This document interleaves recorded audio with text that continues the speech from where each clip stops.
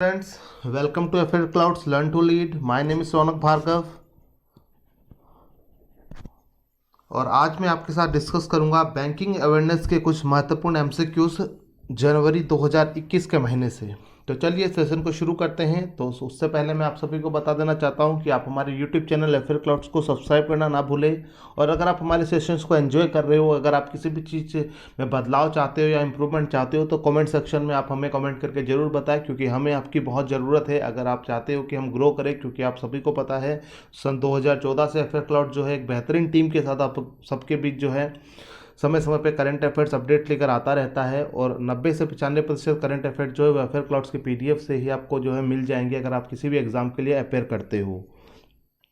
तो दोस्तों देखिए, कैरियर क्लाउड्स ऐप है ये एफएयर क्लाउड्स का, जो आपको डाउनलोड करना है। तो अगर आप इस ऐप को डाउनलोड करोगे तो आपको कौन कौन सी चीज़ें जो है इसमें मिलेगी। तो आपको करंट अफेयर्स जो है, अगर आप बैंकिंग और इंश्योरेंस के एस्पिरेंट हो, अगर आप एसएससी, सीपीओ, सीएचएसएल, सीजीएल या एमटीएस की तैयारी कर रहे हो तो उसके लिए आपको करंट अफेयर्स मिलेंगे। अगर आप रेलवे, एनटीपीसी या ग्रुप डी की तैयारी कर रहे हो तो उसके भी करंट अफेयर्स आपको यहाँ पे मिलेंगे। और आपको पता है civil service, UPSC, CDS, AFCAT, NDA, बहुत सारे जो है एग्जाम जो यूपीएससी कंडक्ट कराते हैं उसके लिए भी आपको करंट अफेयर्स इसी प्लेटफॉर्म पे आपको उपलब्ध कराए जाएंगे।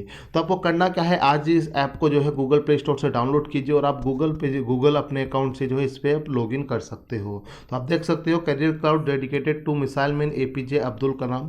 तो ये देखिए यहाँ पे कैरियर क्लाउड्स का जो है ये प्लस सब्सक्रिप्शन है, जहाँ पे आप जो है करंट अफेयर्स के कोर्स को जो है सब्सक्राइब कर सकते हो। तो यहाँ पे कौन कौन सी चीज़ें जो है आपको मिलेगी, तो चलिए एक एक करके उसके बारे में विश्लेषण करते हैं। तो देखिए दोस्तों, यहाँ पे आप सबको पहले आपको मिलेगा क्रैक करंट अफेयर्स 2021। तो इसमें आपको क्या क्या मिलेगा, देखिए डेली करंट अफेयर्स आपको मिलेंगे। और करंट अफेयर के साथ साथ आपको पता है कि अगर आप चाहते हैं अपने करंट अफेयर्स की प्रिपरेशन को आंकना कि कितने करंट अफेयर्स आप अपने दिमाग में रिटेन कर पाते हो, तो आपको जो है करंट अफेयर्स की क्विज भी बहुत जरूरी है। तो डेली आपको करंट अफेयर्स तो मिलेंगे ही मिलेंगे, साथ में आपको एमसीक्यूज भी मिलेंगे क्विज फॉर्म में। तो आप अपनी तैयारी को भी जो है जान सकते हो कि कितनी तैयारी आप कर पा रहे हो और कितने क्वेश्चंस आपके दिमाग में रह पा रहे हैं।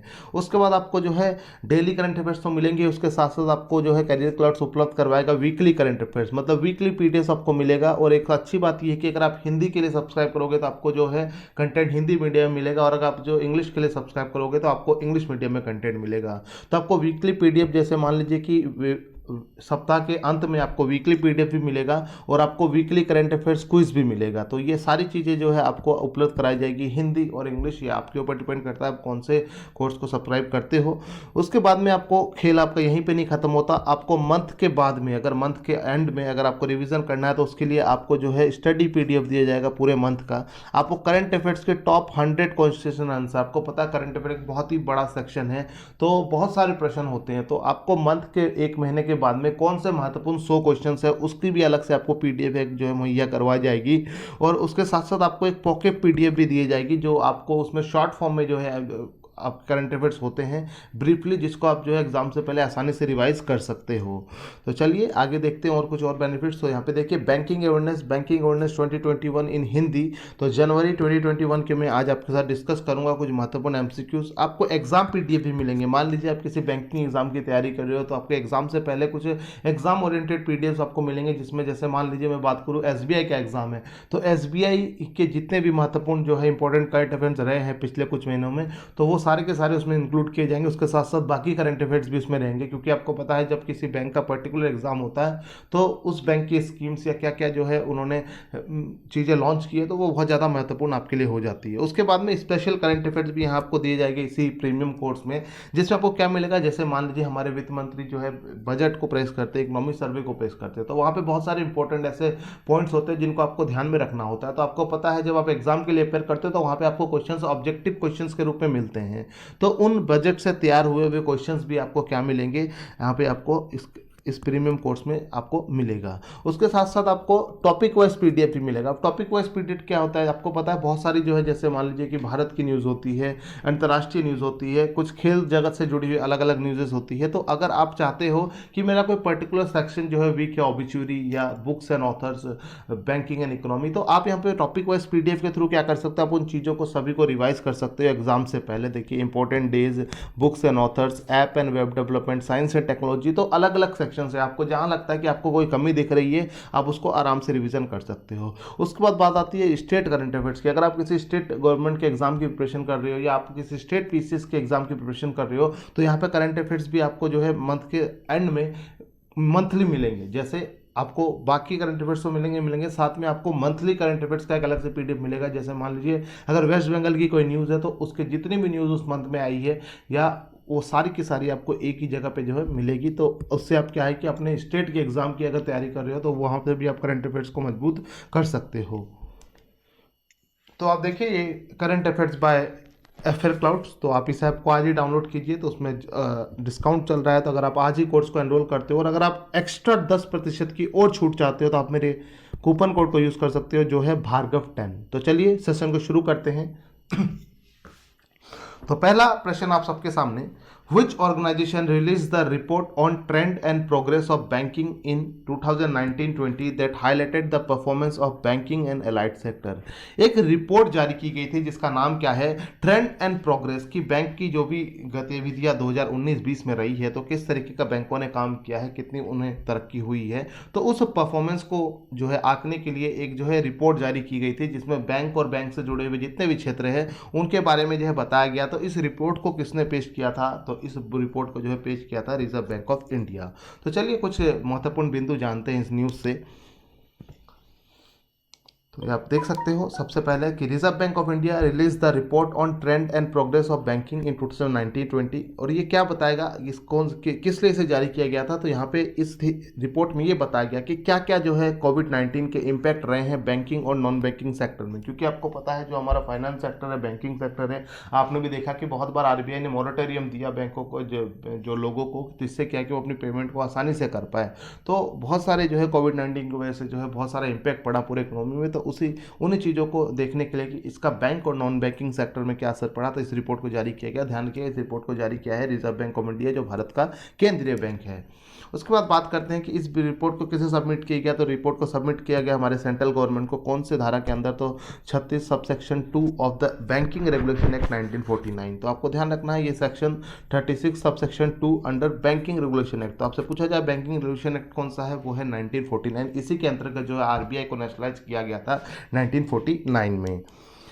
उसके बाद में देखिए द रिपोर्ट प्रेजेंटेड, तो ये किस किस के बारे में, तो मैंने आपको पहले ही बता दिया, banking sector including cooperating bank को भी इसमें रखा गया है और नॉन बैंकिंग फाइनेंशियल कंपनी। अब ये नॉन बैंकिंग फाइनेंशियल कंपनी कौन कौन सी होती है, एक तो होती है बैंकिंग कंपनी, जैसे आप देख लीजिए एसबीआई हो गया, आईडीबीआई हो गया, एचडीएफसी, ऐसे ये क्या है बैंकिंग कंपनी से। एनबीएफसी कौन सी होती है, वो काम तो पैसे लेन देन का ही करती है पर वहाँ पे वो लोगों से डिपॉजिट एक्सेप्ट नहीं करती। जैसे मैं बात करता हूँ बजाज फाइनेंस, मथुट फाइनेंस, जितने भी आपको ये गोल्ड लोन्स वगैरह मिलते हैं, तो ये क्या है, ये नॉन बैंकिंग फाइनेंशियल कंपनी है। तो इनके ऊपर कौन निगरानी रखता है, इनके ऊपर भी आरबीआई ही रखता है। उसके बाद में चलिए बात कर लेते हैं कि रिजर्व बैंक ऑफ इंडिया अगर न्यूज़ में है तो आप कैसे इसे भूल सकते हो। तो रिजर्व बैंक ऑफ इंडिया को कब बनाया गया था, इसे 1 अप्रैल 1935 में बनाया गया था।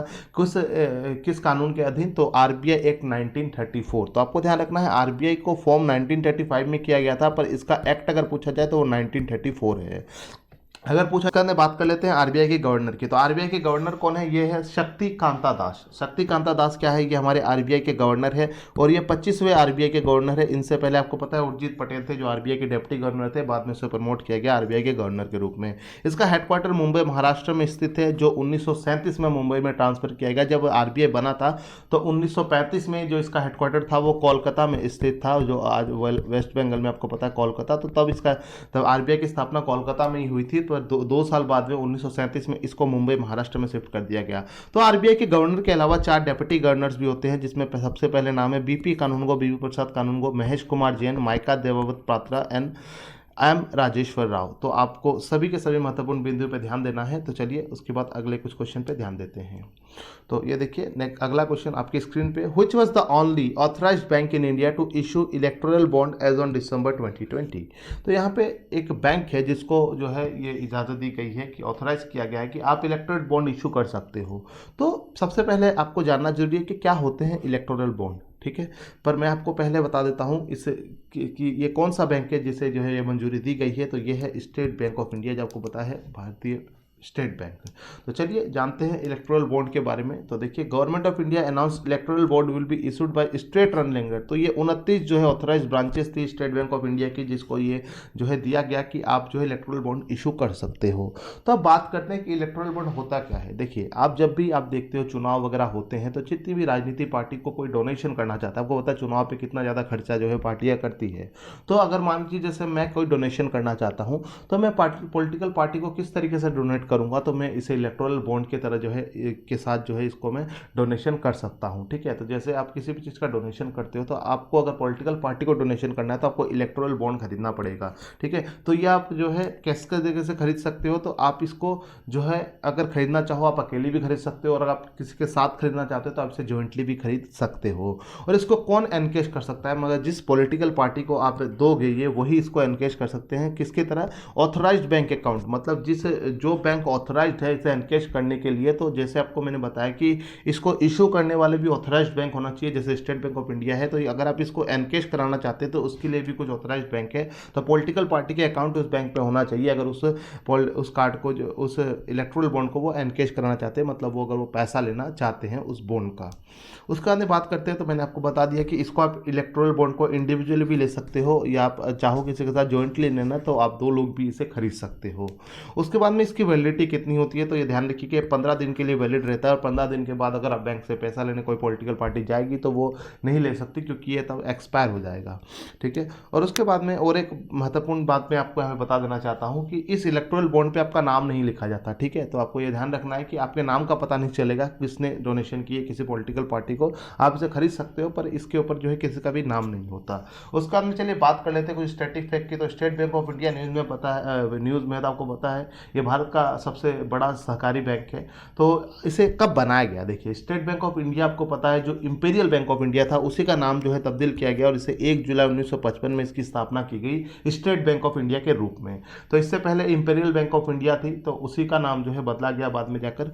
तो स्टेट बैंक ऑफ इंडिया का हेडक्वार्टर कहाँ है, ये मुंबई महाराष्ट्र में स्थित है। और इसके वर्तमान चेयरपर्सन कौन है, तो ये दिनेश कुमार खड़ा, आप सबको याद रखना है। कुछ मैं आपको 2020 की जो है रैंकिंग्स बता देता हूँ एसबीआई से जुड़ी। तो आपको ध्यान रखना है एसबीआई जो है वर्ल्ड का 43rd लार्जेस्ट बैंक है, ये वर्ल्ड का, भारत का तो सबसे बड़ा है ये सहकारी बैंक, तो ये लार्जेस्ट बैंक है 43rd ऑफ द वर्ल्ड। तो it is the 43rd largest bank of India. और उसके बाद में एक फॉर्चून ग्लोबल 500 की लिस्ट जारी की जाती है, तो उसमें जो है एसबीआई का रैंक है 221वां रैंक है जो एसबीआई को मिला है 2020 में फॉर्चून ग्लोबल 500 की लिस्ट में। तो ये भी आपको ध्यान में रखना है। चलिए उसके बाद में बात करते हैं अगले प्रश्न की।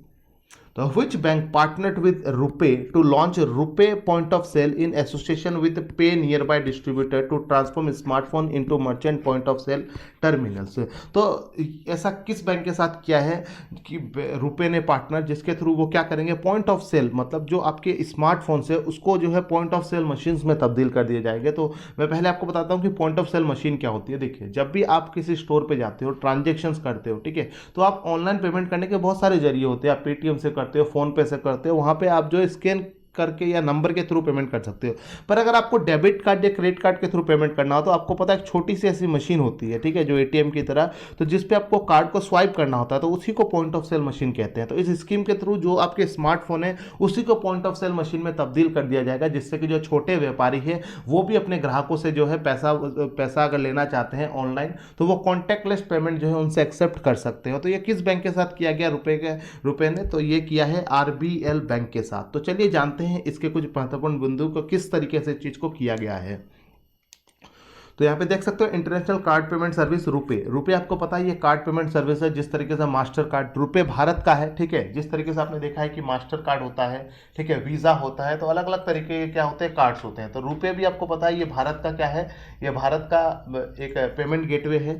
तो इसने किसके साथ पार्टनर किया, ये आरबीएल बैंक के साथ। क्या लॉन्च करेंगे, एक innovative payment solution. Innovative payment solution मतलब Indian merchant RuPay point of sale in association with pay nearby. तो आपको ये सारे के साथ ध्यान रखना है कि ये कौन से बैंक के साथ किया गया है। तो पहला आपके लिए उत्तर होगा आरबीएल बैंक का। ये किसके साथ किया गया है, तो आपको ध्यान रखना है ये पे नियर बाय, तो ये एक एसोसिएशन के साथ मतलब समझौता करके जो है ये चीज की गई है।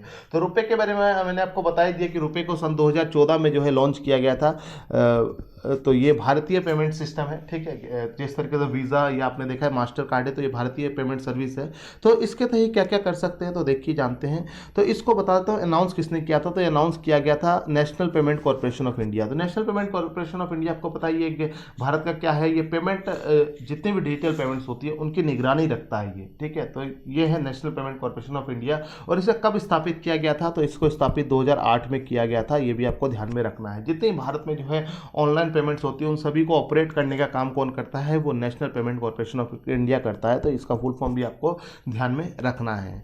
तो इसके थ्रू क्या किया जाएगा, तो मैंने आपको बता दिया, जो आपके स्मार्टफोन से, जैसे मान लीजिए कोई छोटा व्यापारी है जो किसी गांव दूर दराज में रहता है, तो उसकी मान लीजिए कोई दुकान है, तो अगर वो अपने ग्राहकों से जो है पैसे लेना चाहता है, तो अगर उसके पास एक मोबाइल फोन है, एक टेक्नोलॉजी होती है NFC, जिसको कहते हैं नियर फील्ड कम्युनिकेशन, इस टेक्नोलॉजी के थ्रू बहुत सारी चीज़ें काम करती है। जैसे आपने देखा स्मार्ट वॉचेस जो होती है वो भी इसी के थ्रू कनेक्ट होती है आपके फ़ोन के साथ। आपने देखा होगा आजकल जो महंगे महंगे हेडफोन्स आते हैं वो भी NFC टेक्नोलॉजी के साथ काम करते हैं। आजकल जो है आपने देखा होगा बहुत सारे कॉन्टैक्टलेस डेबिट या क्रेडिट कार्ड होते हैं जिनके ऊपर ऐसे वेव सी बनी होती है। इससे पता चलता है कि ये कॉन्टैक्टलेस कार्ड है, मतलब आपको मशीन में स्वाइप किए बिना मशीन के पास ले जाओ कार्ड को, पेमेंट आपकी हो जाएगी। तो इसी तरीके से अगर किसी दुकानदार के पास एक मोबाइल फोन है जिसमें NFC एनेबल्ड है, मतलब NFC उसमें अगर टेक्नोलॉजी है, तो हार्डवेयर उसमें अगर इंस्टॉल्ड है, तो वो अपने फ़ोन को क्या कर सकता है, वो अपने फ़ोन को ट्रांसफॉर्म कर सकता है किसमें, point of sale terminal machine में। मतलब उसको अलग से वो मशीन खरीदने की जरूरत नहीं है अगर वो अपने ग्राहकों से पेमेंट एक्सेप्ट करना चाहता है। क्योंकि आपको पता है अगर इस मशीन को आप खरीदोगे तो बैंक को आपको पैसे देने पड़ते हैं, और बैंक हर स्वाइपिंग पे आपसे कुछ ना कुछ चार्जेस भी लेते हैं जिसको मेंटेनेंस चार्जेस कहते हैं। तो उसके बाद बात आती है कि कितनी पेमेंट जो है आप कॉन्टैक्ट इससे जो है ले सकते हो अपने ग्राहकों से। तो 5,000 रुपये तक जो है आप इससे अपने ग्राहकों से ले सकते हो। तो ये आपको कुछ इंपॉर्टेंट पॉइंट है जो आपको ध्यान में रखने हैं। तो चलिए अब बात कर लेते हैं RBL बैंक की। तो RBL बैंक न्यूज़ में, तो RBL बैंक के MD और CEO कौन है, तो ये है विश्वहीर आहूजा। इसका हेडक्वार्टर मुंबई महाराष्ट्र में स्थित है। अगर टैगलाइन पूछा जाए तो अपनों का बैंक बहुत ही आसान है, और चैटबॉट पूछा जाए तो चैटबॉट है RBL केयर्स। तो ये थे कुछ इंपॉर्टेंट अपडेट्स इस न्यूज़ से। चलिए नेक्स्ट क्वेश्चन की ओर अग्रसर करते हैं। Which was the base year set by RBI to measure growth in digital और cashless transaction in India for its digital payment index? तो बताइए, एक RBI ने जो है एक इंडेक्स जारी किया। आपको पता है बहुत सारे जो है इंडेक्स जो है समय समय पर जारी किए जाते हैं, कुछ इंटरनेशनल ऑर्गेनाइजेशन के द्वारा, कुछ भारत में। तो एक RBI ने इंडेक्स जारी किया जिसका क्या नाम दिया गया है, डिजिटल पेमेंट इंडेक्स जिसका नाम दिया गया है। तो ये क्या करता है, जितनी भारत में डिजिटल ट्रांजेक्शन होती है, कैशलेस ट्रांजेक्शन होती है, तो उसकी जो है ग्रोथ को आंकने के लिए कि इसकी कितनी ग्रोथ हुई है, पिछले साल में कितनी बढ़ोतरी देखने को मिली है। तो आपको पता है जब भारत में नोटबंदी हुई थी उससे पहले लोग बहुत कम जो है डिजिटल ट्रांजेक्शंस करते थे। तो नोटबंदी के बाद में एकदम से आपने देखा एक बूम मिला, लोग बढ़े। उसके बाद में कोरोना काल में आपको पता है जब लोग ऑनलाइन शॉपिंग कर रहे थे, आपको पता है स्टोर्स वगैरह सब बंद थे, तो तब भी डिजिटल ट्रांजेक्शन में बढ़ोतरी देखने को मिली। तो ये इंडेक्स इसलिए जारी किया गया कि इसमें देख पाए कि कहाँ का कितना भारत जो है ग्रो कर रहे हैं डिजिटल पेमेंट्स में। तो आपको पता है जब किसी भी चीज़ को जो आपको कंपेयर करना है तो आपके पास बेस ईयर होना जरूरी है। तो RBI ने कौन सा बेस ईयर रखा है, तो आपको ध्यान रखना है ये बेस ईयर रखा है RBI ने सन 2018। तो सन 2018 को बेस ईयर रखते हुए जो है RBI चीज़ों को कंपेयर करेगी। तो चलिए जानते हैं कुछ इंपॉर्टेंट अपडेट्स। और तो आप देख सकते हो रिजर्व बैंक ऑफ इंडिया ने 1 जनवरी को ऐसा क्या introduce RBI digital payment index. तो आपसे फुल फॉर्म पूछा जा सकता है कि DPI का फुल फॉर्म क्या होता है। तो डिजिटल पेमेंट इंडेक्स किस चीज़ के लिए, to check the growth in digital और cashless transaction across the country, कि हमारे देश में जितनी भी डिजिटल ट्रांजेक्शन हो रही है उसकी ग्रोथ कैसी है उसको देखने के लिए। उसके बाद में इसको कब जारी किया गया था, इसको किसके साथ, तो ये आपको पता है 6 जो मंथली पॉलिसी थी, मॉनेटरी पॉलिसी थी, स्टेटमेंट, उसी के साथ जो इसे जारी किया गया था। ठीक है, तो उसके बाद में बात कर लेते हैं इसका बेस ईयर जो आपके लिए बहुत ही इंपॉर्टेंट है। तो इस इंडेक्स के लिए बेस ईयर कौन सा रखा RBI ने, 2018। किसी भी चीज़ का आप नेशनल इनकम जब कंपेयर करते हो तब GDP, तो आपको एक क्या चाहिए होता है, जैसे बहुत सारे इंडस्ट्रियल जो IIP आते हैं तो वो सारे इंडेक्सेस कैसे जारी किए जाते हैं। आप जब किसी भी चीज़ को देखोगे कि कितनी बढ़ोतरी हुई है तो आप किसी पिछले समय के साथ ही तो कंपेयर करोगे, तो उसी को बेस ईयर कहते हैं। ठीक है, तो उसी के साथ देखते हैं कितना बढ़ा है या कितना घटा है। चलिए उसके बाद में बात करते हैं कि मार्च 2021 से ये इंडेक्स जो है वो सेमी एनुअली, मतलब आपको साल में 2 बार ये इंडेक्स जो है जारी किया जाएगा। किसके द्वारा, RBI के द्वारा। तो चलिए बात कर लेते हैं कि इस जो इंडेक्स में कौन कौन से पैरामीटर्स रखे गए हैं, जैसे जिसके आधार पे RBI ने ये इंडेक्स जारी किया है। तो इसमें सबसे पहले पेमेंट एनेबलर, दूसरा है payment infrastructure demand side factor, payment infrastructure supply side factor, payment performance and consumer centricity. तो यहाँ पे अलग अलग जो है ये जितने भी पैरामीटर्स है इनको एक जो है वेट असाइन किया गया है इनकी महत्वता को देखते हुए। जैसे पेमेंट एनेबलर को 25%, डिमांड साइड फैक्टर को 10%, सप्लाई साइड फैक्टर को 15% और पेमेंट परफॉर्मेंस को 45%, तो कंज्यूमर सेंसिटिविटी को 5%। तो पेमेंट परफॉर्मेंस आपके लिए इंपॉर्टेंट है क्योंकि सबसे ज़्यादा जो है वेट इसी को असाइन किया गया है। तो चलिए देखते हैं कि इन पैरामीटर्स में कौन कौन सी चीज़ें आती है। तो सबसे पहले देखिए पेमेंट एनेबलर में आपको पता है पेमेंट एनेबल का मतलब पेमेंट हम शुरू कैसे करते हैं, एनेबल का मतलब क्या होता है। तो आपके पेमेंट के लिए क्या क्या चाहिए, एक इंटरनेट चाहिए, मोबाइल चाहिए, आपको पता है जितनी भी ऑनलाइन पेमेंट्स होती है आपको जो है KFC अपना जो है नो योर कस्टमर नॉर्म्स करवाना पड़ता है, KYC नॉट KFC सॉरी। तो आधार कार्ड चाहिए, बैंक अकाउंट चाहिए अगर आप ट्रांजेक्शन्स करना चाहते हो, पार्टिसिपेंट्स चाहिए जिसके थ्रू आप ट्रांजेक्शन्स करोगे जिन लोगों के बीच में, और मर्चेंट चाहिए। तो ये है पेमेंट एनेबलर जिसके थ्रू आप पेमेंट शुरू कर सकते हो। उसके बाद बात करते हैं पेमेंट इंफ्रास्ट्रक्चर। अब पेमेंट इंफ्रास्ट्रक्चर क्या आता है, डिमांड साइड। तो आपको पता है डिमांड कौन करता है, डिमांड जो है वो उपभोक्ता करते हैं, जैसे जो कस्टमर्स होते हैं। तो कस्टमर्स बैंक से क्या क्या डिमांड करते हैं, उनको चाहिए डेबिट कार्ड, उनको चाहिए क्रेडिट कार्ड, उनको चाहिए प्रीपेड इंस्ट्रूमेंट्स, और कस्टमर को चाहिए इंटरनेट बैंकिंग या मोबाइल बैंकिंग, और कस्टमर्स को चाहिए फास्टैग जो आपको पता है आजकल गाड़ियों में भी लगते हैं। उसके बाद बात करते हैं पेमेंट इंफ्रास्ट्रक्चर सप्लाई साइड। आपको पता है सप्लाई कौन करेगा, तो सप्लाई करने का काम किसका है, सप्लाई करने का काम है बैंकों का। तो बैंक ग्राहक को क्या क्या देता है, जब आपके खाता खुलवाते हैं तो बैंक आपको सबसे पहले तो बात करते हैं बैंक की ब्रांच की, ठीक है। तो बैंक की अलग अलग शाखाएं होती है। उसके बाद में बिजनेस कॉरेस्पॉन्डेंट जो बैंक के साथ अलग अलग जो है बिजनेस करने वाले उसके साथी होते हैं। जैसे आपने देखा कि कार्ड देने वाली कंपनी कोई और होती है, क्रेडिट कार्ड को देखने वाली कंपनी कोई और होती है, एटीएम बहुत सारी कंपनी के साथ टाई अप होते हैं। उसके बाद में बात करते हैं एटीएम्स की। तो एटीएम भी आपको कौन देता है, एटीएम की सर्विस भी आपको बैंक देता है। पॉइंट ऑफ सेल टर्मिनल जो आपने देखा, मैंने आपको बताया पॉइंट ऑफ सेल जो मशीन होती है जहां पे आप कार्ड को स्वाइप करते हैं, तो वो भी कौन मुहैया करवाता है, वो भी एक एटीएम मशीन की तरह ही होती है, वो भी आपको बैंक ही मुहैया करवाते हैं। उसके बाद होते हैं क्यूआर कोड जिसको आप स्कैन करते हो, जैसे आप गूगल पे से पेमेंट करोगे या पेटीएम से करते हो तो किस तरीके का स्क्वायर बॉक्स होता है जिसमें आपको बहुत सारे जो है इस तरीके से देखने को मिलते हैं, जिसको आप स्कैन करके जो है पेमेंट कर सकते हो। और उसके बाद इंटरमीडिएरीज, जो इंटरमीडिएरीज जिसके थ्रू जो है जिसकी मदद से आप पेमेंट कर सकते हो। क्योंकि आपको पता है बैंक जैसे आप एसबीआई में खाता खोल रखा है तो ऐसा नहीं कि सिर्फ एसबीआई ही पूरी सारी चीज़ों को चला रहा है, बहुत सारे इंटरमीडिएरीज भी होते हैं बैंक के। जैसे मान लीजिए कस्टमर सर्विस है, कस्टमर सर्विस जो कस्टमर केयर होते हैं बैंक के, जो रिकवरी एजेंट्स होते हैं बैंक के, वो अलग अलग क्या है सब्सिडरीज होते हैं जिनको इन्होंने जो है आउटसोर्स किया होता है। उसके बाद में पेमेंट परफॉर्मेंस। अब पेमेंट परफॉर्मेंस जिसको सबसे ज़्यादा जो वेट असाइन किया गया 45%, यहाँ पे था 10%, यहाँ पे था 15%, यहाँ पे भी था 15%। अब पेमेंट परफॉर्मेंस को कितना दिया गया है, इसको 45%। तो ये आपके लिए बहुत इंपॉर्टेंट है। तो यहाँ पे क्या क्या है देखिए, डिजिटल पेमेंट सिस्टम का वॉल्यूम कितना है, वॉल्यूम मतलब कि कितने लोग करते हैं, डिजिटल पेमेंट सिस्टम की वैल्यू कितनी है मतलब कितनी ट्रांजेक्शन कितने रुपयों में इसे आका जाएगा। वॉल्यूम को देखा जाएगा कितने लोग कर रहे हैं, वैल्यू को देखा जाएगा कि जितने लोग कर रहे हैं वो कितना पैसा जो है डिजिटली ट्रांजेक्शन्स कर रहे हैं। उसके बाद कितने यूनिक यूजर्स है, paper clearing, currency and circulation, तो करेंसी कितनी जो है हमारी देश में जो है मुद्रा जो है कितनी सर्कुलेशन में है। और उसके बाद कैश विड्रॉल की कितना हम जो है कैश विड्रॉ करते हैं। उसके बाद सबसे लास्ट में आता है 5% जिसको दिया गया कंज्यूमर सेंट्रिसिटी। अब ये क्या होता है, तो कंज्यूमर सेंट्रिसिटी की अवेयरनेस एंड एजुकेशन। आपको पता है डिजिटल पेमेंट हर आदमी नहीं कर सकता, कोई अनपढ़ नहीं कर सकता, तो यहाँ पे लोगों को जागरूक किया जाता है ना कि आप अपने ओटीपी को किसी का शेयर मत कीजिए क्योंकि आपको पता है बहुत सारे फ्रॉड्स हो रहे हैं। तो यहाँ पे अवेयरनेस और एजुकेशन के बारे में इससे कि कितने लोगों को जो है लोगों को अवेयरनेस है या एजुकेशन है डिजिटल पेमेंट की। उसका कितने डिक्लाइंस। अब डिक्लाइंस क्या होता है आपको पता है, आप बहुत सारे जो टाइम समय पे आजकल तो ऐसा बहुत कम होता है, पहले ऐसा अक्सर होता था, तो आज भी होता है कुछ बैंकों के साथ। जैसे एचडीएफसी बैंक अभी सुर्खियों में है तो आरबीआई ने इसको इंटरनल ऑडिट भेजा हुआ है कि आप डिजिटल सर्विसेज को कुछ समय के लिए अपनी रोक दीजिए। तो जब भी आप पेमेंट करते हो पेमेंट डिक्लाइन हो जाती है। अभी गूगल पे के साथ भी ऐसा हुआ था जिस कारण से उसको जो है इस तिमाही में बहुत ज़्यादा नुकसान भी हुआ था, लॉस हुआ था। उसके बाद में कंप्लेंट्स कि आपके जो है कितने कंप्लेंट से जो ग्राहक करते हैं, तो ये भी सारा इसमें जो है रखा गया है कंज्यूमर सेंट्रिसिटी में। उसके बाद फ्रॉड्स, आपको पता है फ्रॉड्स तो आप सभी जानते हैं कि आजकल बहुत ज़्यादा जो है ये चलन में है। और उसके बाद में सिस्टम डाउन टाइम। तो ये सारे के सारे जो है पैरामीटर्स है। तो अगर आप किसी भी बैंकिंग एग्जाम की तैयारी कर रहे हो या आप किसी यूपीएससी वगैरह एग्जाम की तैयारी कर रहे हो तो इस तरीके के प्रश्न आपके लिए बहुत इंपॉर्टेंट बन जाते हैं। तो चलिए बात करते हैं नेक्स्ट क्वेश्चन की।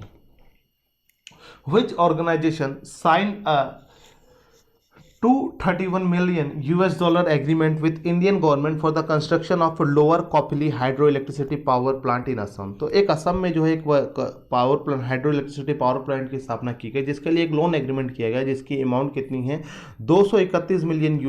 तो ये किस राज्य के साथ, ये किस ऑर्गेनाइजेशन के साथ किया गया है, तो ये कौन सा संस्थान है जिसके साथ असम गवर्नमेंट ने किया है ये समझौता, तो ये किया गया है एशियन डेवलपमेंट बैंक के साथ में। तो चलिए जानते हैं कुछ इंपॉर्टेंट अपडेट इसके बारे में। तो इस हाइड्रो इलेक्ट्रिसिटी पार्टिसिपेंट के बारे में, तो ये असम की गवर्नमेंट ने किया है किसके साथ में, ये किया है एशियन डेवलपमेंट बैंक के साथ में। इस जो है हाइड्रो इलेक्ट्रिसिटी प्लांट का नाम क्या है, तो इसका नाम है lower Kopili hydro electric power plant. तो ये भी आपको ध्यान में रखना है। इसमें जो है कितना जो है पैसे का ये एग्रीमेंट है, तो आपको ये भी ध्यान रखना है 231 मिलियन यूएस डॉलर का है, जो लगभग जो है 1688 करोड़ में अगर आप इसको कन्वर्ट करते हो। उसका अंदर बात करते हैं कि इसका जो है मकसद क्या है। तो इस एग्रीमेंट का मकसद क्या है, इस बढ़ाना क्या, इलेक्ट्रिसिटी जनरेशन कैपेसिटी की जो विद्युत जो बनाने की क्षमता है उसको असम स्टेट जो है उसको बढ़ाने के लिए जो है ये एग्रीमेंट किया गया, जिसके थ्रू क्या होगा 120 megawatt hydro electricity power plant जो है बनाया गया है कोपली रिवर। तो ये कोपली हाइड्रो इलेक्ट्रिक पावर कौन सी नदी के ऊपर बनाया गया, ये कोपली नदी के ऊपर ही बनाया गया है। तो आपसे ये भी सवाल पूछा जाता है कि बताइए कोपली नदी जो है वो कौन सा राज्य में है, तो ये आपको ध्यान में रखना है, ये असम में है। उसके अंदर बात करते हैं कि और क्या होगा, तो इसके तो इस हाइड्रो इलेक्ट्रिसिटी प्रोजेक्ट से क्या होगा कि जो घरों में जो बिजली है उसको जो है बहुत ही आसानी से मुहैया करवाया जा सकता है। मतलब अगर क्षमता बढ़ जाएगी विद्युत बनाने की तो घरों तक जो है बिजली भी ज़्यादा समय तक दी जाएगी। आपको पता है जब अगर बिजली कम होती है तो बहुत ज़्यादा वहाँ पे कट्स लगते हैं, तो अब उस समस्या से जो है लोगों को जूझना नहीं पड़ेगा। तो ये भी जो है इस चीज़ में भी सुधार होगा। तो आप देख सकते हैं और इस प्रोजेक्ट का क्या मकसद है, तो आपको पता है आजकल जो है भारत पूरे दुनिया ही क्लीन एनर्जी की तरफ रुख कर रही है। तो 469 गीगावाट जो है 2025 तक जो क्या रिड्यूस करेगा, तो ये ग्रीन हाउस गैस एमिशंस को जो है उसमें कटौती करेगा। तो इसके थ्रू जो है इलेक्ट्रिसिटी भी जो है क्लीन एनर्जी लगभग 469 गीगावाट जो है बनाई जाएगी 2025 तक, ठीक है। और इससे और क्या फ़ायदा होगा, जो ग्रीन हाउस गैस एमिशन होता है लगभग 3.6 लाख टन कार्बन डाइऑक्साइड जो एनुअली निकलता है, तो उसमें भी कहीं ना कहीं आपको जो है कटौती देखने को मिलेगी। अब बात करते हैं असम की। तो असम आपको पता है कि बहुत ही इंपॉर्टेंट राज्य है, ये 7 सिस्टर्स का पार्ट है। तो असम की कैपिटल क्या है, तो ये दिसपुर है। इसके चीफ मिनिस्टर का नाम सर्बानंद सोनोवाल है। इनके गवर्नर है जगदीश मुखी। और यहाँ पे कुछ नेशनल पार्क है, तो इसमें नेशनल पार्क कौन कौन सा है, तो Kaziranga national park, Manas national park, Dibru Saikhowa national park, Nameri national park और औरांग नेशनल पार्क। आपसे पूछा जाएगा कि काजीरंगा नेशनल पार्क किसके लिए फेमस है, आपको ध्यान रखना है ये एक सिंग का गेंडा जिसे हम वन हॉर्न राइनोसोरस भी कहते हैं, तो ये वन हॉर्न राइनोसोरस के लिए फेमस है काजीरंगा नेशनल पार्क। तो ये कुछ इंपॉर्टेंट नेशनल पार्क है जो आपके आने वाले एग्जाम के लिए बहुत इंपॉर्टेंट है, क्योंकि काफ़ी बार काफ़ी सारे एग्जाम से पूछे गए हैं। तो असम न्यूज़ में है, तो मैं आपको कुछ असम के बारे में कुछ महत्वपूर्ण बिंदु बता देना चाहता हूँ। तो चलिए एक एक करके जो है डिस्कस करते हैं उसके बारे में।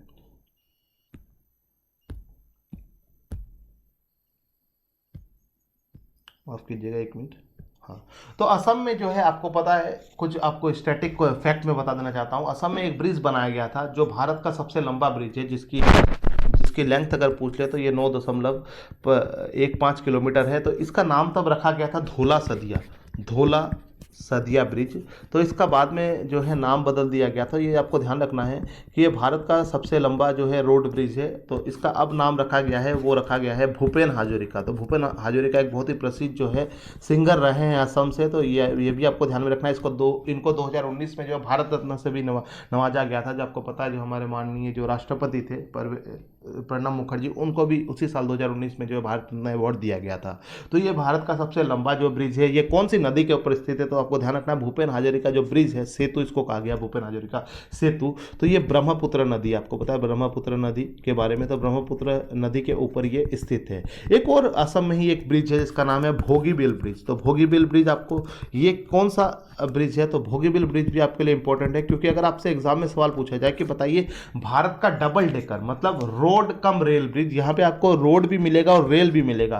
तो यहाँ पे दो एक साथ ब्रिज है, तो इसको रोड कम रेल ब्रिज कहा जाता है। तो बताइए भारत का combined road cum rail bridge सबसे लंबा कौन से राज्य में है, तो वो असम में है। उसका नाम क्या है, भोगीबिल ब्रिज। और अगर पूछा जाए कौन सी नदी के ऊपर है, तो इसका भी आंसर सेम है, ब्रह्मपुत्र नदी के ऊपर ये स्थित है। तो ये आपको ध्यान में रखना है। अगर पूछा जाए कि रोड ब्रिज कौन सा सबसे लंबा, तो वो है धौला सदिया ब्रिज। अगर पूछा जाए कि रोड कम रेल ब्रिज मतलब दो एक साथ, आपको आपने देखा होगा ऊपर गाड़ियां चल रही होती है जो रोड ब्रिज होता है, नीचे ट्रेन चल रही है, तो ये डबल डेकर है। तो ये कुछ इंपॉर्टेंट अपडेट्स है इसके बारे में, तो ये आपको ध्यान में रखने हैं।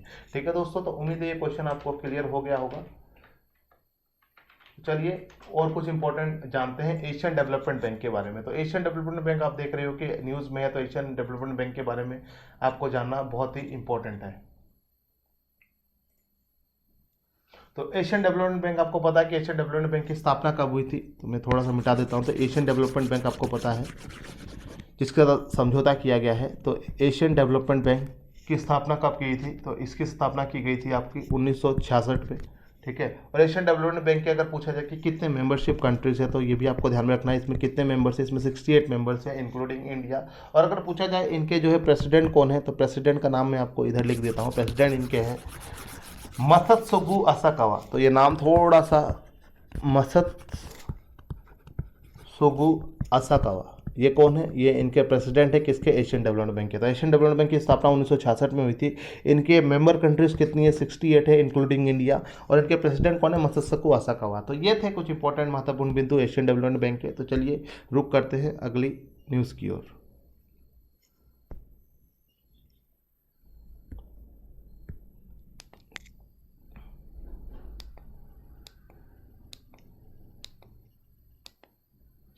अब अगला सवाल आपके सामने है, which bank received ₹5,500 crore zero coupon bond from central government for it recapitalisation on January 2021। तो आरबीआई ने जीरो कूपन बॉन्ड के थ्रू जो है एक बैंक को जो है कैपिटल दी है, ठीक है।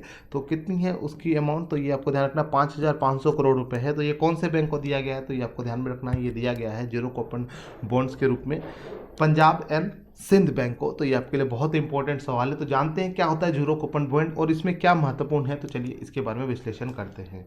तो देखिए, इन इस first move central government of India, तो ऐसा पहली बार हुआ है कि जीरो कूपन बॉन्ड के रूप में जो है 5,500 करोड़ रुपए किसको दिया गया है? पंजाब एंड सिंध बैंक को रिकैपिटलाइज किया गया है, ठीक है। By allowing it to park the paper in held to maturity category. तब एचटीएम होता क्या है? देखिए एचटीएम मेच्योरिटी क्या होता है, तो इसके बारे में मैं आपको बता देता हूँ। एचटीएम कैटेगरी बहुत ही इंपॉर्टेंट है आपके लिए कि ये जो बॉन्ड्स है ये पंजाब एंड सिंध बैंक को कब तक रखने पड़ेंगे? जब तक ये मेच्योर ना हो। मतलब वो किसी भी, अगर चाहे कि वो किसी शॉर्ट टर्म पीरियड के लाभ के लिए इसको कहीं पे भी जो है मार्केट में किसी भी तरीके का इसको निवेश नहीं कर सकते इन बॉन्ड्स को, ठीक है। तो जब तक ये मेच्योर नहीं होते तब तक जो है पंजाब एंड सिंध बैंक को इनको अपने पास ही रखने पड़ेंगे, ठीक है। तो पहली बार क्या हुआ इसमें, तो मैं आपको बता देना चाहता हूँ। जीरो कूपन बॉन्ड, आपको पता है जीरो कूपन बॉन्ड क्या होते हैं? जीरो कूपन बॉन्ड, जीरो का मतलब होता है, जीरो कूपन का मतलब होता है कि जो जितना ब्याज आपको मिलेगा, जैसे जीरो कूपन का मतलब, कूपन कहते किसे हैं? कूपन मतलब उस बॉन्ड पे मिलने वाला इंटरेस्ट। तो जीरो कूपन मतलब इस बॉन्ड पे आपको कोई भी ब्याज नहीं मिलेगा। तो कोई भी ब्याज नहीं मिलेगा तो इन्वेस्टर में निवेश क्यों करेंगे? तो ये क्या है, तो ये होता क्या है, जीरो कूपन बॉन्ड को हमेशा डिस्काउंट पे इशू किया जाता है, ठीक है। मतलब मान लीजिए 100 रुपये का बॉन्ड है, तो इसको आपको इशू कितने में कर दिया गया? 80 रुपये में इशू कर दिया गया, मतलब डिस्काउंट में। तो आपको 100 की चीज़ कितने में मिल गई? 80 रुपये में मिल गई। तो अगर आप जब इसको रिडीम करोगे तो ये रिडीम पूरे के पूरी अपनी फेस वैल्यू पे होगा, मतलब 100 रुपये में रिडीम होगा। मतलब जो 20 रुपये है वही आपका प्रॉफिट है, इसमें आपको कोई अलग से ब्याज नहीं मिलेगा। तो ये होता है जीरो कूपन बॉन्ड। पर यहाँ पे क्या स्पेशल है, तो जानिए। यहाँ पे इसको फेस वैल्यू पे ही क्या किया गया है? इशू किया गया है, rather than discounted market price. वैसे तो जीरो कूपन बॉन्ड को किस पे इशू किया जाता है? डिस्काउंटेड प्राइस पे। पर यहाँ पे इसको किस पे इशू किया गया है? फेस प्राइस पे। तो इसलिए ये ऐसा पहली बार हुआ है, फर्स्ट ऑफ इस काइंड, यहाँ पे आप देख सकते हो। तो ये थे इंपॉर्टेंट अपडेट इसके बारे में। तो यहाँ पे इसको एसटीएम बकेट में रखना है, मतलब जब तक ये मैच्योर नहीं होते तब तक इसको पंजाब एंड सिंध बैंक को अपने पास ही इसको रखना पड़ेगा। तो वो किसी भी तरीके के जो है मार्केट गेन के लिए या लॉस के लिए इसको कहीं पर और निवेश नहीं कर सकते। ये ट्रेडेबल नहीं है, ठीक है। तो एसटीएम के बारे में मैंने आपको बता दिया। तो जीरो कूपन बॉन्ड भी मैंने आपको बता दिया कि कूपन का मतलब होता है ब्याज जो इनके साथ इनमें मिलता है इन बॉन्ड्स में। तो ये कुछ स्पेशल बैंक के लिए ही किया जाता है, उसके अलावा कोई भी जो बैंक है इस पर इन्वेस्ट नहीं कर सकता। तो ये आपको ध्यान में रखना है। और ये नॉन ट्रेडेबल है, ठीक है, और नॉन ट्रांसफरेबल है, जिसके कारण इसको किस में रखा जाता है? एसटीएम बकेट में, हेल्ड टू मैच्योरिटी। जब तक ये मैच्योर नहीं होते आप इसकी ट्रेडिंग नहीं कर सकते कुछ छोटे समय के लाभ के लिए। तो बात करते हैं पंजाब एंड सिंध बैंक की। इसकी स्थापना 1908 में हुई थी। Managing director and chief executive officer इनके एस कृष्णन है। टैगलाइन है where service is a way of life. और इसका हेडक्वार्टर कहाँ स्थित है? ये न्यू दिल्ली में स्थित है। चलिए बात कर लेते हैं अगले सवाल की। तो अगला सवाल आपके सामने आ चुका है। तो यहाँ पे देखिए, which organisation partnered with Jammu and Kashmir government to launch health insurance coverage ABPMJUI Ayushman Bharat Pradhan Mantri Jan Arogya Yojana. तो ये फुल फॉर्म आपको ध्यान में रखना है, social endeavour for health and telemedicine. तो एक जो है एक पार्टनरशिप हुई है जम्मू एंड कश्मीर की, ठीक है, एक हेल्थ इंश्योरेंस कंपनी के साथ में। किसके अंडर, किसके अंतर्गत? आपको पता है आयुष्मान भारत प्रधानमंत्री जन आरोग्य योजना। तो ये एक इंश्योरेंस स्कीम है जो भारत सरकार ने लॉन्च की थी। सन 2018 में। तो ये कौन सी कंपनी के साथ जम्मू एंड कश्मीर का समझौता हुआ है? तो ये हुआ है बजाज आलियन जनरल इंश्योरेंस के साथ में। तो चलिए जानते हैं कुछ महत्वपूर्ण बिंदु इस स्कीम के बारे में। तो बजाज आलियंस जनरल इंश्योरेंस ने किसके साथ जो है ये समझौता किया? जम्मू एंड कश्मीर के साथ में। किसके अंतर्गत? आयुष्मान भारत प्रधानमंत्री जन आरोग्य योजना। तो फुल फॉर्म आपके लिए इंपॉर्टेंट है। और एक और यहाँ पे फुल फॉर्म इंपॉर्टेंट है, Sehat, social endeavour for health and telemedicine. तो सेहत क्या होता है, प्रधानमंत्री जन आरोग्य योजना क्या होता है, तो मैं सारी चीज़ें आपको बताऊंगा। ठीक है, तो इस स्कीम को कब लॉन्च किया गया था? ये लॉन्च किया गया था दिसंबर 2020 को। किसके द्वारा? Prime minister of India Narendra Modi, जिन्होंने वीडियो कॉन्फ्रेंसिंग के थ्रू जो है इसे लॉन्च किया था। उसके बाद में ये क्या है? ये एक यूनिवर्सल हेल्थ स्कीम है जो सारे के सारे जितने भी निवासी है जम्मू एंड कश्मीर को, उनको जो है एक इंश्योरेंस कवर भी देता है, साथ के साथ उनको फाइनेंशियल सिक्योरिटीज भी देता है कोई भी मेडिकल इमरजेंसी के दौरान। तो किसी भी तरीके की, अगर आपको पता है हॉस्पिटल में आजकल बहुत सारे जो है खर्चे होते हैं, तो वो सभी को ये कवर करता है। उसके बाद में ये ऐसी पहली स्कीम थी आयुष्मान भारत, आपको पता है प्रधानमंत्री जन आरोग्य योजना, जो इतने सारे लोगों को, ये दुनिया की सबसे बड़ी जो हेल्थ इंश्योरेंस थी, जिसका टारगेट कितना रखा गया था? 50 करोड़, मतलब 500 मिलियन लोगों को जो है कवर किया जाएगा इसके थ्रू, जिनको हेल्थ इंश्योरेंस जो है दी जाएगी सरकार के द्वारा। तो ये एक सेंट्रली स्पॉन्सर्ड स्कीम थी। तो ये कुछ इंपॉर्टेंट अपडेट्स है जो आपको ध्यान में रखना है। और इसे कब लॉन्च किया गया था? तो ध्यान रखना है, प्रधानमंत्री जन आरोग्य योजना जो है इसको लॉन्च किया गया था सन 2018 में, सितंबर 2018 में इसको लॉन्च किया गया। तो ये क्या है? ये एक नेशनल हेल्थ पॉलिसी है, ठीक है, जो सरकार के द्वारा लाई गई थी। और ये सेंट्रली स्पॉन्सर्ड है, मतलब ये सेंट्रली स्पॉन्सर्ड स्कीम है। और इसको फंड जो है बहुत, दोनों ही, एक तो सेंट्रल गवर्नमेंट प्लस इसको स्टेट गवर्नमेंट, दोनों ही इसमें फंडिंग करती है। और इसका टारगेट क्या था? इसको 50 करोड़ लोगों तक जो है पहुंचाने की इसका जो है टारगेट रखा गया था। और ये वर्ल्ड की, दुनिया की सबसे बड़ी जो है गवर्नमेंट स्पॉन्सर्ड कोई हेल्थ केयर प्रोग्राम था। और इसका मकसद क्या है? तो इसका मकसद है कि गरीबी को मिटाना, ठीक है, और उन लोगों को सुरक्षा देना जो लो इनकम ग्रुप जो है भारत में, उनको वो देना, सुरक्षा देना। उसके बाद में बात करते हैं सेहत। अब ये सेहत क्या है? तो सेहत का फुल फॉर्म है social endeavour for health and telemedicine. तो इसे किसने लॉन्च किया था? तो ये सन 2015 में लॉन्च की गई थी। किसके द्वारा?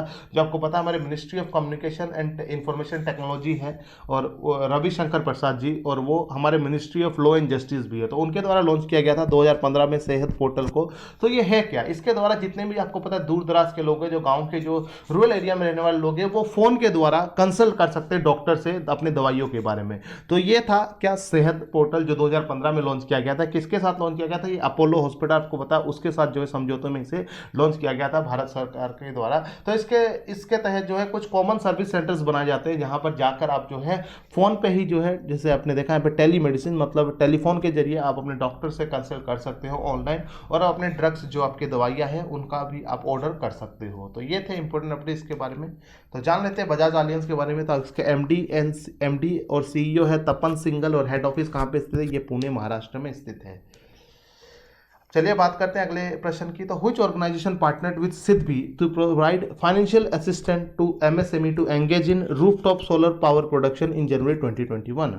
तो एक पार्टनरशिप हुई है सिडबी की, ठीक है, जिसके द्वारा कुछ आपको फाइनेंशियल बेनिफिट्स दिए जाएंगे। किसको? एमएसएमई को, जो आपको पता है micro small and medium enterprises होती है। तो वो क्या कर सके? वो रूफ टॉप सोलर सेगमेंट, आपको पता है आजकल बहुत ज़्यादा ये सोलर जो एनर्जी है उसकी तरफ जो है सरकार बहुत ज़्यादा रुख कर रही है। तो उसके लिए जो है एमएसएमई को कुछ फाइनेंशियल कोई पैसे मुहैया करवाए जाएंगे, तो जिसके थ्रू वो क्या कर सकते हैं? वो अपने बिजनेसेस को सोलर पावर प्रोडक्शंस के थ्रू अपने बिजनेस को और बढ़ा सकते हैं, ठीक है। तो आपको पता है ये एनर्जी बहुत ही एक सस्टेनेबल एनर्जी है, तो इसके बहुत सारे फायदे भी है। तो ये कौन सी कंपनी के साथ किया गया है? तो ये किया गया है टाटा पावर के साथ में, सिडबी बैंक, ठीक है। तो आपको ध्यान रखना टाटा पावर ने सिडबी के साथ ये पार्टनरशिप की है, जिसके थ्रू एमएसएमई को फाइनेंशियल असिस्टेंट दिया जाएगा। तो इसमें क्या क्या चीज़ें हैं, तो देखिए जानते हैं एक एक करके। तो सबसे पहले तो ये किसके लिए है? ये है micro small and medium enterprises के लिए, जो क्या कर सके? सोलर सेगमेंट में जो है अगर रुचि रखना चाहते हैं, तो उनको जो है पैसे दिए जाएंगे कि वो इसको खरीद सकते हैं। तो the partnership will overcome the financial barriers for penetration of solar in the MSME sector. तो एमएसएमई सेक्टर्स में जितने भी सोलर पावर की जरूरत है, सोलर पावर जो रूफ टॉप्स होते हैं आपको पता है, वो आपको लगवाने पड़ते हैं। तो उसमें पैसा जो जितना भी लगेगा उसको इन्वेस्टमेंट के लिए, ठीक है, तो वो कौन देगा? वो आपको स्मॉल सिडबी देगा with the help of Tata power, ठीक है। तो इसमें क्या क्या और बेनिफिट्स आपको मिलेंगे? तो आपको सबसे पहली चीज़ तो ये है कि आपको जब भी लोन लेना होता है तो आपको कोई ना कोई जो है आपको गिरवी रखना पड़ता है, जिसको कोलेटरल कहते हैं। तो आपको यहाँ पे कोई भी कोलेटरल देने की जरूरत नहीं है। जो ब्याज दरें भी है वो आपको 10% से कम मिलेगी। उसके बाद में बात करते हैं स्मॉल इंडस्ट्रियल डेवलपमेंट बैंक की, तो इसकी स्थापना कब की गई थी? इसकी स्थापना की गई थी सन 1990 में। और इसका हेडक्वार्टर कहाँ स्थित है? यह है लखनऊ उत्तर प्रदेश में। और इसके एमडी कौन है? मनोज मित्तल और वी सत्य वेंकटा राव। तो ये था कुछ इंपॉर्टेंट अपडेट सिडबी के बारे में। चलिए अगले क्वेश्चन की ओर रुख करते हैं।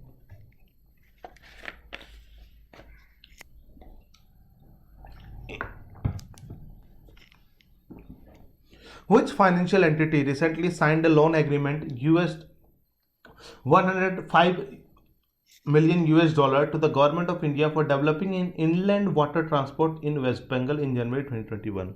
तो एक फाइनेंशियल कंपनी ने एक जो है समझौता किया है, कितना? 105 मिलियन यूएस डॉलर का, क्या करने के लिए? Inland water transport. आपको पता है जो ज़मीन के नीचे जो पानी में जितनी भी ट्रांसपोर्टेशन सर्विसेज होती है बंगाल में, उसके सुधार के लिए ये समझौता किया गया है।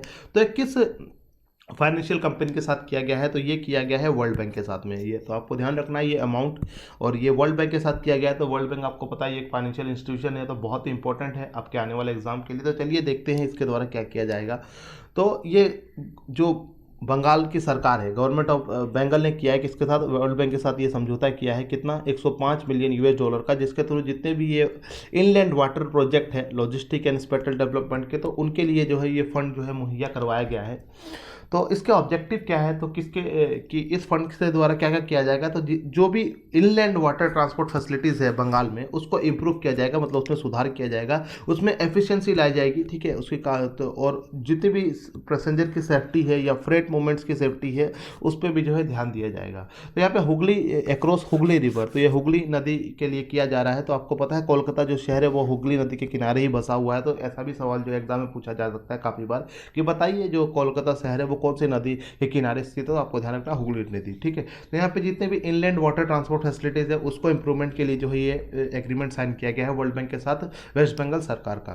तो बात करते हैं वर्ल्ड बैंक की। तो वर्ल्ड बैंक आपको पता है इसकी स्थापना 1944 में हुई थी ब्रेटन वुड्स कॉन्फ्रेंस में, जिसके साथ ही आपको आईएमएफ भी बना था, इंटरनेशनल मॉनेटरी फंड।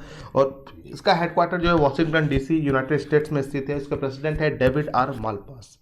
अब बात करते हैं आपकी कि वर्ल्ड बैंक जो है इसकी दो फाइनेंशियल एंटिटीज़ है, जैसे एक है आईबीआरडी। तो आईबीआरडी का फुल फॉर्म क्या है? तो ये है international bank for reconstruction and development.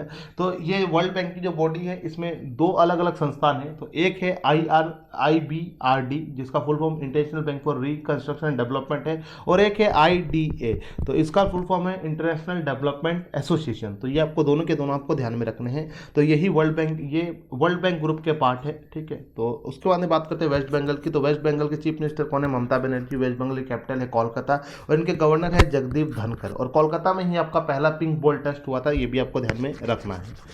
इस समय चुनाव चल रहा है, तो चुनाव के बाद पता नहीं कौन चीफ मिनिस्टर बनता है, तो वर्तमान में ममता बनर्जी ही है। अगले बात करते हैं, चलिए अगले क्वेश्चन के रुख करते हैं। तो अगला क्वेश्चन आपके सामने है, RBI announced introduction of LEI for all transaction worth ₹50 crore and above undertaken through RTGS and NEFT effective from April 1, 2021। What does LEI stand for? तो एक जो है एक नई एक स्कीम एक लॉन्च किया गया, एक नंबर जिसको कहा गया है एलईआई। तो एलईआई का फुल फॉर्म आपको मैं बता देता हूँ सबसे पहले। तो इसका फुल फॉर्म है लीगल एंटिटी आइडेंटिफायर। तो ये करेगा क्या? देखिए 50 करोड़ या 50 करोड़ से ज़्यादा की जितनी भी ट्रांजेक्शन होती है आरटीजीएस या एनईएफटी के थ्रू, तो उसका रिकॉर्ड रखने के लिए एलईआई एक नंबर, एक आइडेंटिफिकेशन नंबर जो है आरबीआई लेकर आई है। तो चलिए इसके बारे में जानते हैं कुछ और महत्वपूर्ण बिंदु। तो देखिए सबसे पहले कि रिजर्व बैंक ऑफ इंडिया ने ये इंट्रोड्यूस किया था लीगल एंटिटी आइडेंटिफायर, किसके लिए? जितनी पेमेंट जो है 50 करोड़ या 50 करोड़ से ऊपर की है उसका रिकॉर्ड रखने के लिए, जो किसके थ्रू की जाएगी? जो payment RTGS, real time gross settlement, RTGS का फुल फॉर्म भी पूछा जाता है, या NEFT, national electronic fund transfer. कब से? 1 अप्रैल 2021 से। तो जितनी भी ट्रांजेक्शन जो 50 करोड़ या 50 करोड़ से ज़्यादा की होगी, तो उसका सारा का सारा जो है रिकॉर्ड इसके थ्रू रखा जाएगा।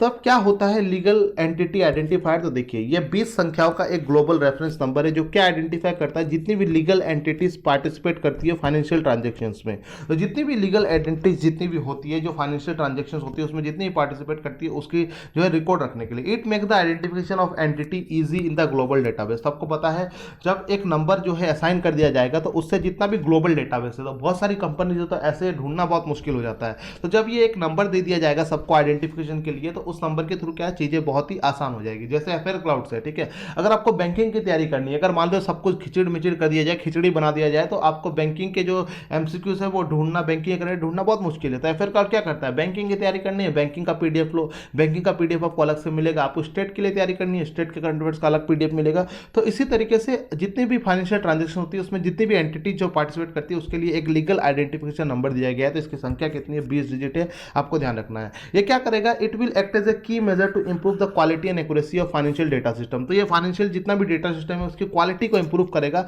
और उसमें एक्यूरेसी लाने की कोशिश करेगा, जिससे क्या है कि रिस्क मैनेजमेंट को जो है आसानी से कंट्रोल किया जा सकता है। This maintain record of all transaction of ₹50 crore and above through RTGS NEFT. तो आरटीजीएस एनईएफटी आपको ध्यान रखना है, इसका फुल फॉर्म मैंने आपको बता दिया है, रियल टाइम ग्रोथ सेटलमेंट और नेशनल इलेक्ट्रॉनिक फंड ट्रांसफर। तो ये संख्या कितनी है, तो ये ट्रांजेक्शन का अमाउंट है 50 करोड़ या उससे अधिक। तो चलिए बात करते हैं अगले प्रश्न की। तो अगला प्रश्न यहाँ पे आप देख सकते हो, आपकी स्क्रीन पे आ चुका है। Which bank recently signed an MOU with Indian army to provide the service account Shaurya salary account in January 2021। तो एक बैंक है जिसने समझौता किया किसके साथ, भारतीय सेना इंडियन आर्मी के साथ, जिसके थ्रू वो क्या मुहैया करवाएगा, शौर्य सैलरी अकाउंट। तो शौर्य सैलरी अकाउंट दिया जाएगा। तो ये कौन से बैंक के साथ किया गया है, तो ये किया गया है बैंक बंधन बैंक के साथ में। तो ये आपको ध्यान में रखना है। तो क्या होता है शौर्य सैलरी अकाउंट, क्या क्या इसमें फायदे हैं जो आप उठा सकते हो, तो चलिए देखते हैं।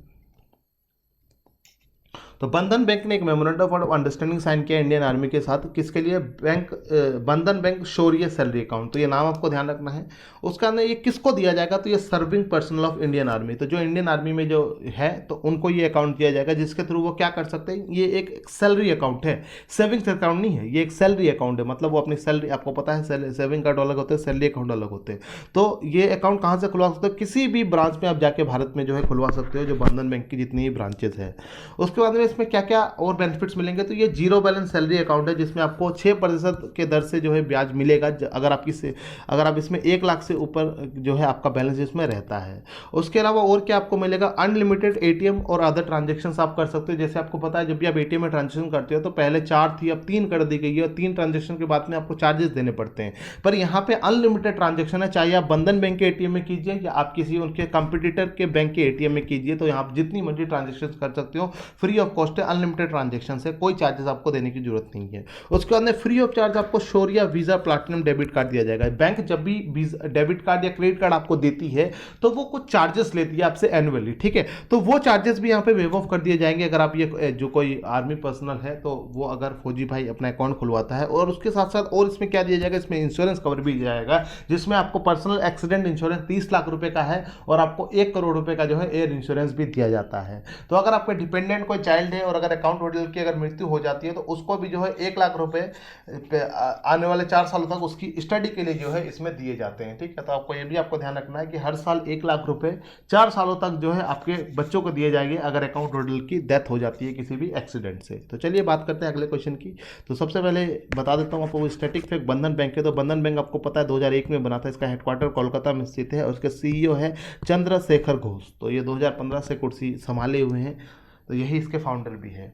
तो अगला प्रश्न आपके सामने है, who will chair the advisory council that will responsible for managing the implementation of RBI payment infrastructure development fund PIDF scheme.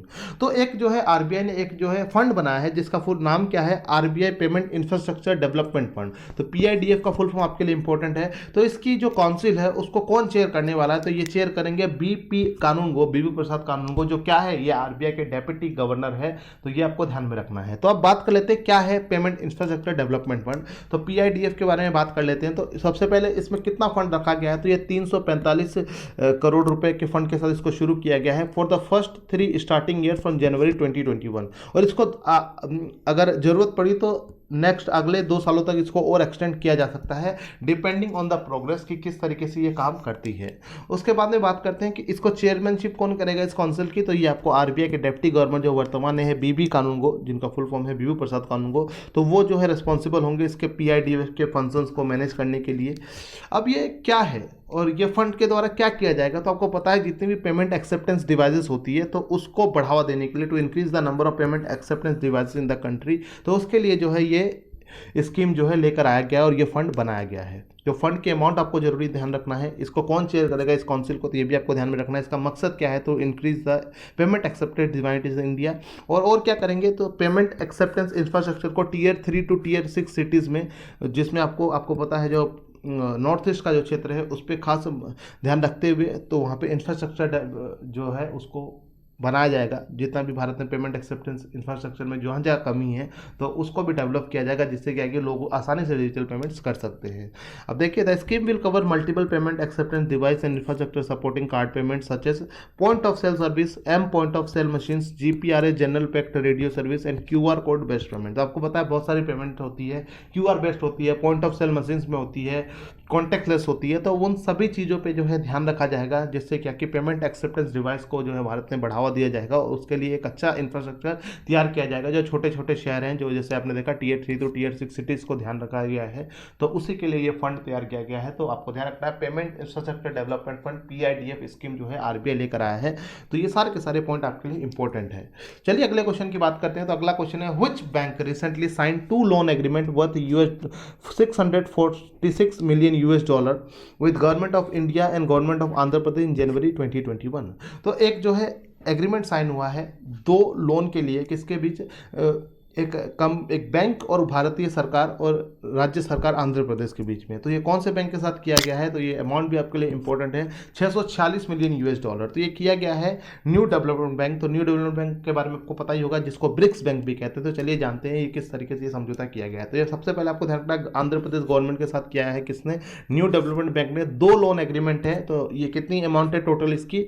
$646 million for 2 project. तो ये 2 प्रोजेक्ट है, तो इसमें इंडिविजुअली कितनी मिलेगी? तो इसका आपको आधा कर देना है, $323 मिलियन एक प्रोजेक्ट को मिलेगा। अब इस प्रोजेक्ट का मकसद क्या है? जितने भी हाईवेज हैं, ठीक है, जितने भी ब्रिजेस हैं उस स्टेट में, मतलब आंध्र प्रदेश में जितने भी हाईवेज है, जितने भी ब्रिजेस है पुराने, तो उसके इंप्रूवमेंट के लिए, ठीक है, उसके रिकंस्ट्रक्शन के लिए ये जो है फंड दिया गया है। तो ये दोनों ही प्रोजेक्ट क्या करेंगे? The 2 project include Andhra Pradesh road and bridge reconstruction project and in the Andhra Pradesh Mandal connectivity and rural connectivity improvement project. तो इसके द्वारा जितनी भी जो भी ट्रैफिक की समस्या है उस राज्य में, तो जितने भी हाईवेज है, स्टेट हाईवेज है या नेशनल हाईवेज है, उन सभी को जो है अपग्रेड किया जाएगा, ठीक है, जिससे कि है कि ट्रैफिक की समस्या को हल किया जा सके, और जितने भी पुराने ब्रिज है तो उसकी भी मुरम्मत की जाएगी। तो ये है सब कुछ इसके बारे में। तो चलिए जानते हैं एनडीबी के बारे में। तो एनडीबी जिसको ब्रिक्स बैंक कहते हैं, तो इसकी स्थापना करने के लिए कब एग्रीमेंट साइन किया गया? तो ये सन 2014 में समिट हुआ था एक फोर्ट जिला में। तो वहाँ पे जो जितने भी लीडर्स थे ब्रिक्स नेशन के, तो ब्रिक्स का फुल फॉर्म पूछा जाता है, बताइए सबसे पहले। बी का फुल फॉर्म है ब्राजील, आर का रशिया, आई का इंडिया, सी का चाइना और एस का साउथ अफ्रीका। तो साउथ अफ्रीका आपको ध्यान रखना बाद में जुड़ा था, सबसे पहले ब्रिक ही था। तो ये कब जो है ऑपरेशन में आया? तो न्यू डेवलपमेंट बैंक को इसके लिए एक एग्रीमेंट तो 2014 में साइन किया गया, पर इससे जो है ऑपरेशन में ये शुरू कब हुआ? तो सन 2016 में जो है न्यू डेवलपमेंट बैंक की स्थापना हुई और तभी से ये काम करना शुरू हुआ। इसका हेडक्वार्टर कहाँ स्थित है? हेडक्वार्टर स्थित है संघाई चाइना में। और इसको पहले क्या कहा जाता था? ब्रिक्स डेवलपमेंट बैंक कहा जाता था। वर्तमान में इसका प्रेसिडेंट कौन है? ये है मार्कस तेजो। और इससे पहले जो है जब ये बना था तो पहले प्रेसिडेंट वो भारतीय थे, जो केवी कमात है, जिनके सिफारिशों पे आपको पता है जो रीस्ट्रक्चरिंग प्रोग्राम दिया गया था कोविड-19 के दौरान इंडिविजुअल्स को, बहुत सारी कंपनीज को, तो वो कमेटी की चेयरमैनशिप भी कौन कर रहे थे? वो भी केवी कमात कर रहे थे। आपको ध्यान रखना है इसके वर्तमान प्रेसिडेंट कौन है? मार्कोस तेजो है। आंध्र प्रदेश की बात करें तो आंध्र प्रदेश की कैपिटल है अमरावती, इसका गवर्नर है विश्वभूषण हरिचंद्र, चीफ मिनिस्टर है YS Jaganmohan Reddy.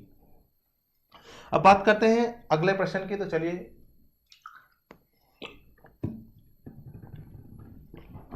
Which bank recently signed an MOU with SIDBI enabling MSME customers to apply online for one-time restructuring in January 2021? तो आपको मैंने बताया कि OTR लाया गया था सरकार के द्वारा, ठीक है। तो OTR क्या होता है? तो ये अब एक MOU साइन किया गया है किसके साथ? सिडबी का, जिसके द्वारा जो MSME है, जितने भी माइक्रो स्मॉल और मीडियम एंटरप्राइजेस है, उसके कस्टमर्स भी जो है क्या कर सकते हैं? वन टाइम रिस्ट्रक्चरिंग कर सकते हैं अपने लोन की, जिनको कोरोना के टाइम में किसी भी तरीके की दिक्कत परेशानी हुई है अपने पेमेंट करने में, जिनके बिजनेस को नुकसान हुआ है। तो ये किया गया है बैंक ऑफ बड़ौदा के साथ में। तो चलिए जानते हैं इस न्यूज़ के बारे में कुछ महत्वपूर्ण बिंदु।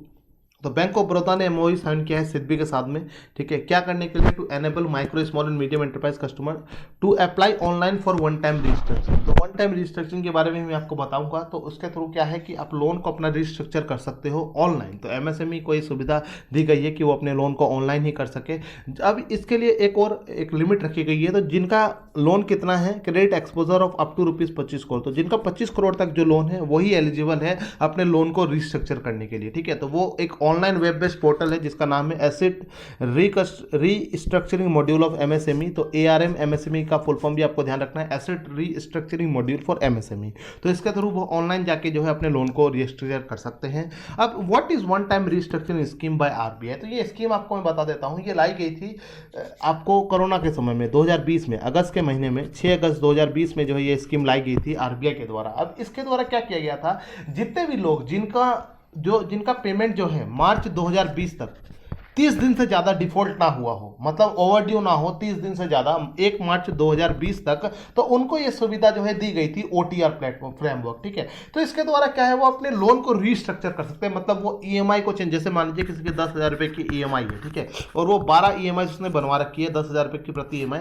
तो वो अगर मान लो कि वो कोरोना के वजह से मान लो उसकी इनकम पे कोई असर पड़ा है, ठीक है, इनकम में कटौती हुई है, तो वो अपने लोन को रीस्ट्रक्चर कर सकता है, मतलब वो 10,000 की ईएमआई को कम करके उसका टेन्योर बढ़ा सकता है, ड्यूरेशन बढ़ा सकता है। मान लो 7,000 रुपये करवा ली, तो 7,000 की ईएमआई करवाएगी तो ये क्या, इसका टेन्योर बढ़ जाएगा, मतलब उस पर दबाव कम आएगा, वो अपनी पेमेंट को जो है अपनी कम हुई आमदन के साथ जो है उसको आराम से पे कर सकता है। तो इसी तरीके से अब ये एमएसएमई को ये सुविधा दी गई है। तो आपसे एग्जाम में सवाल बन सकता है कि ओटीआर होता क्या है, तो वन टाइम रीस्ट्रक्चरिंग। तो आपसे एक सवाल और पूछेगा कि बताइए ये किसके रिकमेंडेशन पे इसकी कमेटी बनाई गई थी, तो उस कमेटी के चेयरमैनशिप कौन थी, तो किसने रिकमेंड किया था, आपको ध्यान रखना है, ये किया था केवी कमात। तो केवी कमात आपको मैंने बताया था कि ये हमारे फॉर्मर प्रेसिडेंट भी थे न्यू डेवलपमेंट बैंक के। तो केवी कमात ने जो है रेकमेंड किया था, एक कमेटी बनाई गई थी ओटीआर फ्रेमवर्क के लिए। तो ये भी आपको ध्यान में रखना है।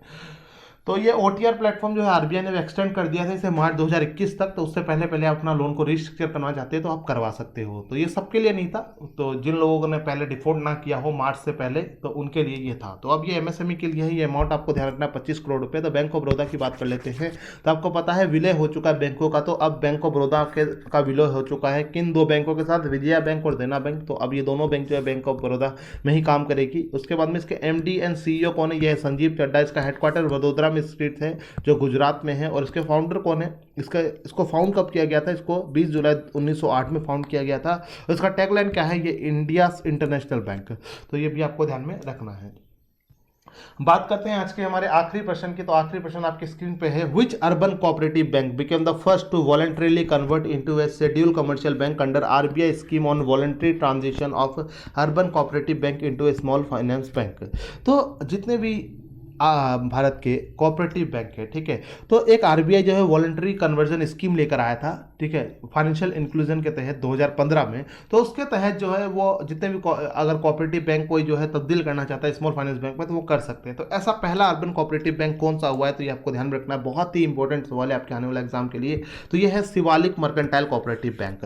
तो चलिए जानते हैं इसके बारे में कुछ इंपॉर्टेंट पॉइंट्स। तो the Reserve Bank of India issued a schedule commercial bank licence to Shivalik mercantile cooperative bank. तो आपको ध्यान रखना है सर, इसको लाइसेंस अब मिल चुका है, तो अब ये कमर्शियल बैंक की तरह काम कर सकता है। तो carry on a business as a small finance bank. तो एक स्मॉल फाइनेंस बैंक है, आपको पता है फाइनेंशियल इंक्लूजन के तहत 2015 में जो है ये शुरुआत की गई थी सरकार के द्वारा, जिसके थ्रू जो है बहुत सारे जो है रूरल एरियाज में भी खाते खोले गए थे, ठीक है। तो इसके थ्रू क्या है, सरकार का मकसद यही था कि ज़्यादा लोगों तक जो है सेविंग की जो एक आदत है वो लोगों में डाली जाए, और जो पैसा वो घरों में रखते हैं उसको बैंकों में रखा जाए, ताकि वो इन्वेस्टमेंट के काम आए और हमारी इकोनॉमी की ग्रोथ हो सके। तो जिस स्कीम का नाम आपको ध्यान रखना है, scheme on voluntary transition of urban cooperative bank into a small finance bank. तो ये स्कीम भी आपसे पूछी जा सकती है, इसका फुल फॉर्म भी आपसे पूछा जा सकता है कि अगर आप बैंकिंग की प्रिपरेशन कर रहे हो। तो it is the first urban cooperative bank of India to transit to small finance bank under the scheme. तो शिवालिक मर्केंटाइल बैंक पहला बैंक बन चुका है। अब इसका नाम क्या इसका नाम अब चेंज करके शिवालिक स्मॉल फाइनेंस बैंक कर दिया गया है। तो ये भी आपको ध्यान में रखना है, ठीक है। ये बैंक कब से अपना काम शुरू करेगी, तो ये काम शुरू करेगी अप्रैल 2021 से, मतलब नए फाइनेंशियल ईयर से। तो voluntary transition of urban cooperative bank मैंने आपको बता ही दिया कि इसे लॉन्च किया गया था 2015 में फाइनेंशियल इंक्लूजन के तहत। तो उस समय में बहुत सारे बैंकों को लाइसेंस भी दिए गए थे, पर अब ये जो है कन्वर्ट होने वाला बैंक सबसे पहला कौन सा है, शिवालिक मर्केंटाइल कोऑपरेटिव बैंक है। तो ये आपको ध्यान में रखना है। तो बात करते हैं शिवालिक मर्केंटाइल बैंक के बारे में। तो इसका हेड ऑफिस सहारनपुर यूपी में है, और इसने कब अपना ऑपरेशन स्टार्ट किया था as a urban cooperative bank, तो ये 1958 में जो इसकी स्थापना की गई थी। इसके एमडी एंड सीईओ कौन है, ये है सुबीर कुमार गुप्ता, और इसके चेयरमैन है यशवीर कुमार गुप्ता। तो ये थे कुछ इंपॉर्टेंट अपडेट्स आज के इस 15 इंपॉर्टेंट क्वेश्चन थे ये जनवरी मंथ के। अगर आप बैंकिंग एग्जाम की तैयारी कर रहे हो तो ये मोस्ट इंपॉर्टेंट क्वेश्चन है जो आपके आने वाले एग्जाम के लिए बहुत ही इंपॉर्टेंट है। तो अगर आपको सेशन अच्छा लगता है तो आप फिर क्लास स्टार्ट्स यूट्यूब चैनल को सब्सक्राइब कीजिए। इस सेशन को आप शेयर कीजिए अपने फ्रेंड्स के साथ, व्हाट्सएप पे, टेलीग्राम पे, फेसबुक पर शेयर कीजिए, जिससे क्या है कि ज़्यादा बच्चों की मदद हो सके, क्योंकि हमें आपकी ज़रूरत है। अगर आप चाहते हो कि हम इसी तरीके के सेशन आपके बीच लेकर आते रहे, और अगर आप हमारे प्रीमियम कोर्सेज के साथ जुड़ना चाहते हो तो आप मेरे कूपन कोड भार्गव10 को यूज़ करना ना भूलें। आज ही डाउनलोड कीजिए करियर क्लाउड्स के ऐप को, वहाँ से आप करंट अफेयर्स का प्रीमियम कोर्स खरीद सकते हो, और बहुत ही कम शुल्क में। ठीक है, इतना ज़्यादा कोई चार्जेस है नहीं, बहुत ही आसानी से आप 1 साल के लिए ले सकते हो। हिंदी में लेना चाहते हो हिंदी में लीजिए, इंग्लिश में लेना चाहते हो इंग्लिश में लीजिए। और आपको ये ध्यान में रखना, ये सेशन तो इंग्लिश वर्जन था, मतलब मैंने बोला हिंदी में, कंटेंट इंग्लिश में था, पर आप हिंदी के लिए सब्सक्राइब करोगे तो आपको कंटेंट भी हिंदी में मिलेगा। मतलब आप हिंदी मीडियम के विद्यार्थी हो तो आप हिंदी में चीज़ों को पढ़ सकते हो, बिल्कुल कंटेंट सारा का सारा हिंदी में ही आपको मिलेगा। तो चलिए दोस्तों, इसी के साथ सेशन को खत्म करता हूँ, मिलते हैं अगले सेशन में। तो चैनल को सब्सक्राइब करना, शेयर करना ना भूलिएगा, और बेल आइकन पर क्लिक कर दिए, जब भी आपको हमारा नेक्स्ट वीडियो अपलोड होगा तो आपको पता चल जाएगा। धन्यवाद सेशन को देखने के लिए।